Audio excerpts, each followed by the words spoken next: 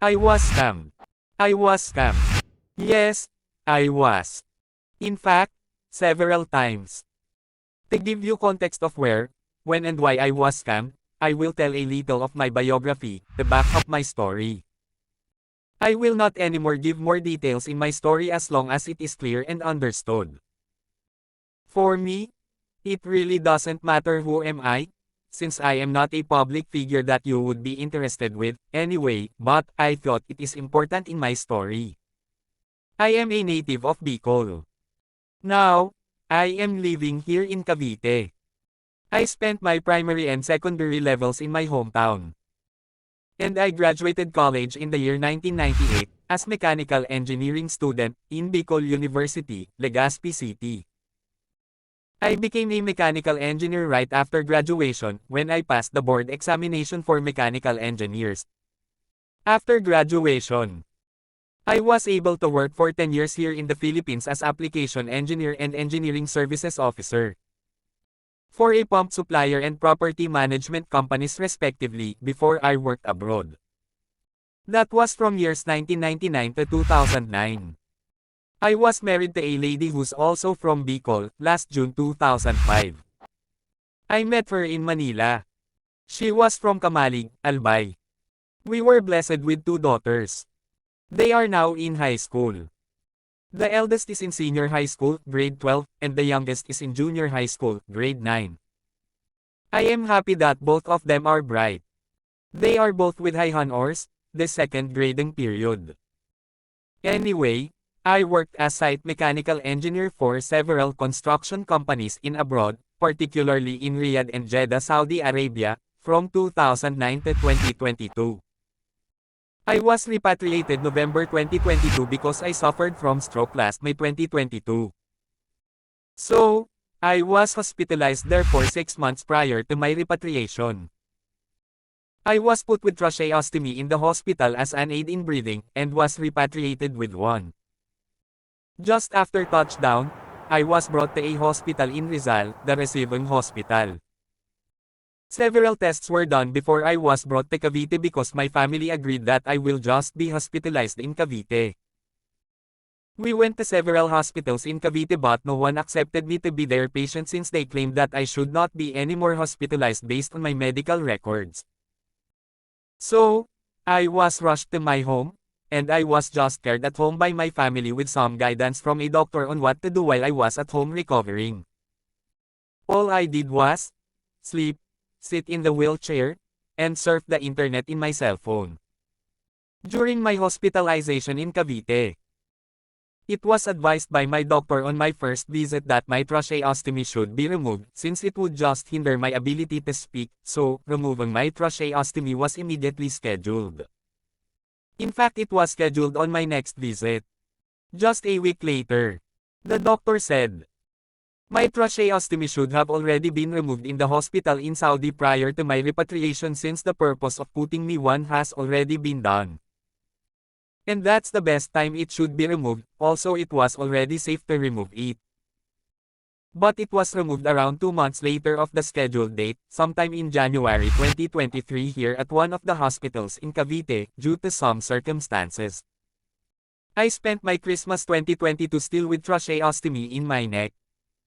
Now I'm here in the Philippines recovering and checking up in the hospital. And since I have no work, since my arrival here, I also have no income. While recovering, I set up businesses so that I could have money to support my family, anyhow. I put up a variety store not in a subdivision where I live, but in a subdivision where my other house is located. Sometime in February 2023. Here comes my story where, when and why I was scammed. We all stayed there. Me, my wife and my 2 daughters. And my massage therapy still continued. Every day, we had to wake up 6 o'clock in the morning to prepare for our breakfast and at the same time open the store. We experienced a lot of things a store owner could experience. Also, a lot of lessons learned. One day, during our stay there, I was delighted and convinced by a blogger to bet in an app game since I watched how he was able to gain so much money.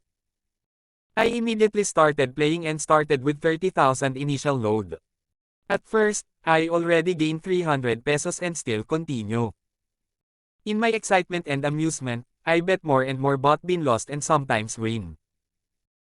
I was amused by that scenario until I saw my money has been reduced to 20,000, meaning I was already lost by 10,000. I then decided to stop upon realizing that I'm already losing. But I couldn't find a way how I should withdraw my remaining money since I was afraid that all my money would be lost if I still continue. I panicked and told my wife of what happened. Though she was upset with me because of what had happened, she immediately called the attention of my eldest daughter. Good thing, she was there that day, and knew how to withdraw my remaining money that I deposited. I was able to withdraw my remaining money with her help, and I thanked her so much. From then on, I never ever played that game anymore, so that I could somehow recover the money that I lost. That was my first experience of the so-called scam. The second one also in my store. I was happy that I thought I got a set of kettle very cheap. Based on the advertisement, it was so tough, durable and an all-in-one cooker, for only 999 pesos. Yes, it was very same as advertised. Only, when I found out after several uses that it was full of rust. I was wondering how can a kettle become rusty when it shouldn't be. I found out that it was made of mild steel or just steel. I was so disappointed with what had happened. What happened there was just a sort of experience since in terms of profit it was just break even. We stayed there around 4 months before we got back to my other house. I decided that I go back as my therapist advised me that I should exercise every day and breathe fresh air. I wasn't able to go outside and just stay inside since there were a lot of barriers that we needed to take out before I could go out. We got back sometime in June 2023. Here happened my third scam experience. Both me and my wife were surfing the internet when she watched an ads from a famous doctor. He was promoting food supplement, explaining its benefits and what it can do to our body. She showed it to me and immediately I agreed to buy one. I even explained to her how good it was when I take them. It can do so much, since there were a lot of benefits. We were surprised when we opened the delivered item. It was not the one being advertised. It was fake. I was again scammed. The fourth time was also in 2023, in our house. I got first a friend request which I immediately responded. He messaged me after a day, asking me if I want extra income, which I immediately say yes. He told me to install an app because it is where the money would come from. Immediately, I followed him because it was an income for me that I need very badly. He told me that I need to shell out money in exchange of the income. Unknowingly, I transferred 300 pesos to a GCash number he gave me. Just after I transferred the money, he is nowhere to be contacted because he already blocked me. I really have no hint that he would do that since his chat with me was so warm. I was just thinking of receiving income after sending him money. After that, I had trust issues to everyone I met online. I told myself that I will never fall again to any scam since I have expected an idea in all scams in the internet. I remembered the words before of my favorite blogger. He said that, the God of this world is very much alive, he is not Jesus Christ nor our Father, Allah etc., but Satan. This is why a lot of scams happen every day. I can't blame these scammers why they are doing this very bad activity. Maybe they are doing this to support their family. Of course, we will do everything for our family, to the extent that even doing bad things just to support our family. I maybe wouldn't say anything about those scammers if they are doing this for their family. Although for me, I really won't do that. Just the thought of scamming a person is off for me, even if I have nothing to eat. If just really for my family, I know, they wouldn't really care about, if the food in their plate came from bad. Same with me, even if they won't eat, they will also not scam people.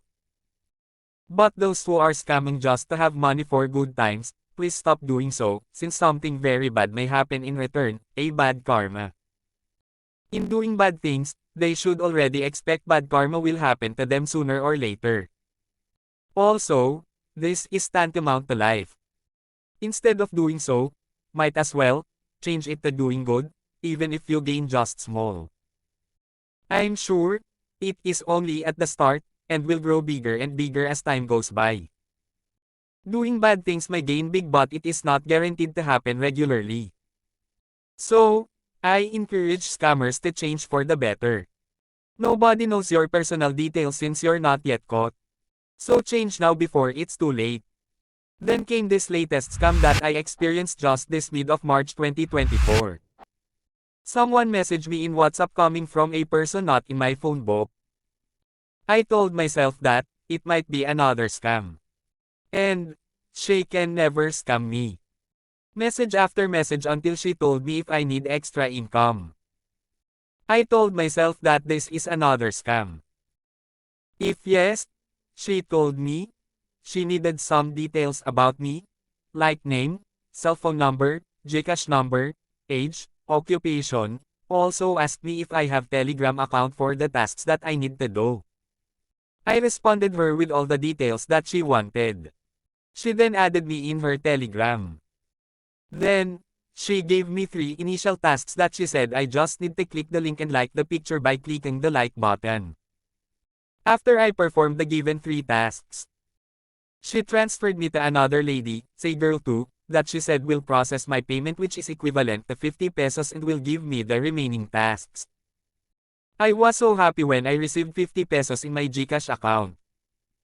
After I had received the 50 pesos on my GCash account, I received a telegram message from girl 2, saying that she's already out because they are only up to 9:30 p.m., and we will just resume tomorrow at 10 o'clock a.m. That was already past 9:30 p.m. I was able to gain 650 pesos. The next day, we started at exactly 10 o'clock in the morning. She gave tasks, one after another, and she said these are 30 numbers in all. The tasks are very easy. I would just follow the website by clicking her given link, then like the picture by clicking the like button. It was actually a Lazada link, wherein I just need to like Lazada product item. Then that's it. I just need to screenshot the item as a proof that I like the product, and I just have to send it to her. I was so happy for the earnings that I even thanked her and the Lord for letting me see this opportunity. Imagine, I just need to click the provided link and send her a screenshot of it. It is already 40 pesos, since the price per like is 40 pesos. The tasks run the same up to task 15. Came task 16, wherein I have to register to a website through her given link. She given me a code that I am going to fill up once it asks for a code. It was a different task. It says I need to choose one from 3 activities, wherein I need to shell out an amount of money and send it back to the company through GCash with her given number. In task A, I have to transfer 900 pesos and it will become 2,900 once I've done the task. Meaning, she will transfer 2,900 pesos after I sent her a screenshot as a proof that I've done the task. In task B, I have to shell out 3,600 pesos, and it will become 5,000. In task C, I have to shell out 4,800 pesos and it will become 8,000. I immediately chose task C since I might have gained more than task A and task B. But I couldn't send money to the GCash number that she gave me. It said, my transaction didn't push through. Here's the actual message. Oops. This transaction will exceed the recipient monthly income limit. I immediately asked the assistance of the receptionist regarding the matter, where she gave me another GCash number. I then chose task A, and transmitted 900 pesos. After that, I immediately signed in, after I signed up. It made me upset when I wasn't able to sign in to see what's in the website. Then, I went back to the GC to see their reaction about what happened. It seemed nobody experienced the same way with me, since their messages are all about showing their income and thanking the receptionist and the Lord for the opportunity. So, I double-checked my sign-up by signing in and signing up again, but still the same. I couldn't sign in. It says that I might have entered wrong username or password. I again repeat the process of signing up and signing in, but still the same, I couldn't sign in to the website. By the way, the website is Bib. I said to myself, why I was directed to Bib, not on Lazada. That is when I said to myself since I realized that it was a scam. At first, I still couldn't accept to myself that I was scammed. I didn't tell anybody except my wife who's with me while I was doing the tasks that I was scammed by 250 pesos. Since, I transferred 900 pesos, but I gained 650 pesos last evening. I continued doing the tasks as if nothing happened. I didn't confronted the receptionist and show her that I was upset. But after a while, I really couldn't help myself.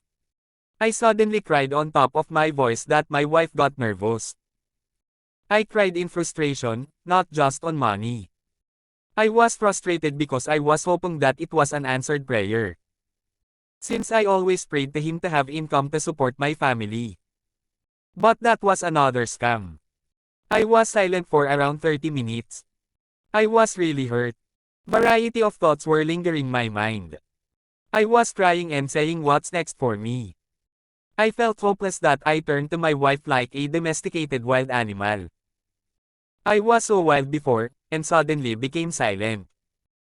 While I was silent, I was contemplating that somehow, I should still thank him, since only 250 pesos was scammed in me and I have known another modus operandi of a scammer.